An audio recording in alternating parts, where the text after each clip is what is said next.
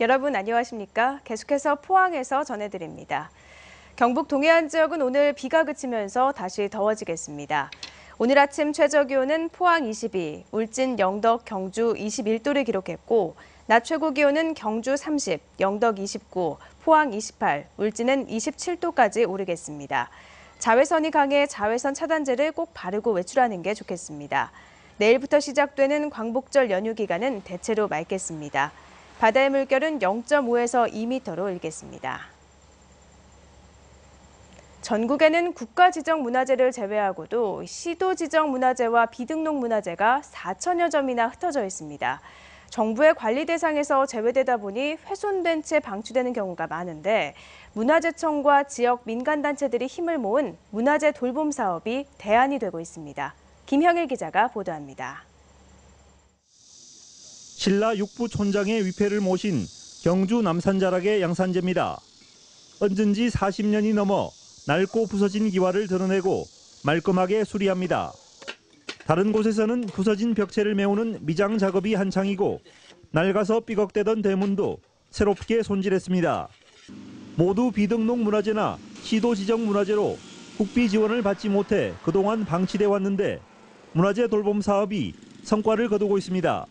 관리 사각지대에 있는 비지정 문화재들을 지역 주민들의 힘으로 돌보고 사전 예방할 수 있다는 가장 큰 장점을 갖고 있기 때문에 이 사업의 효과가 큰 것 같습니다. 문화재청과 민간단체가 지난 2000년부터 전국 17개 시도에서 시작한 문화재 돌봄 사업은 최근 문화재 보수 전문 인력까지 갖추면서 점차 사업 영역을 확대하고 있습니다. 5년의 시간이 감을해서 이제 와공이나 미장이나 목공 등 전문 분야까지 함으로해서 문화재를 즉시 수리함으로 해서 국가 예산을 주는 데 큰 역할을 하고 있습니다. 문화재 돌봄 사업이 사각지대에 놓여있던 시도 지정 문화재와 비등록 문화재 관리에 새로운 대안이 되고 있습니다. MBC 뉴스 김형일입니다. 폭염이 절정에 달했던 지난 보름 동안 전국에서 열사병 등 온열 질환으로 인한 사망자가 11명에 이른 것으로 나타났습니다. 질병관리본부에 따르면 11명의 사망자 가운데 농작업 중이던 60대 이상 고령자가 7명으로 가장 많았으며 5명은 혼자 작업하다 쓰러져 사망한 채로 발견된 사례로 노년층에 각별한 주의가 요구됩니다.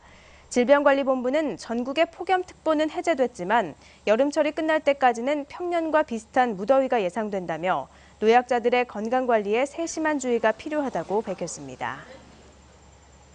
한국농촌경제연구원이 지난 2014년 말부터 올해 3월까지 구제역이 발생한 전국 126개 농가를 분석한 결과 절반에 가까운 46%의 농가가 과거에 구제역 발생 전력이 있는 농가들로 나타났습니다.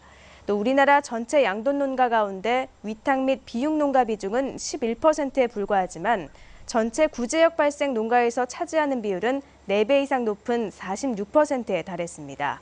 농촌경제연구원은 방역당국의 구제역 예찰 효과를 높이기 위해선 통계적으로 발생 위험이 높게 나타난 해당 농가들에 대해 방역 초점을 맞출 것을 당부했습니다.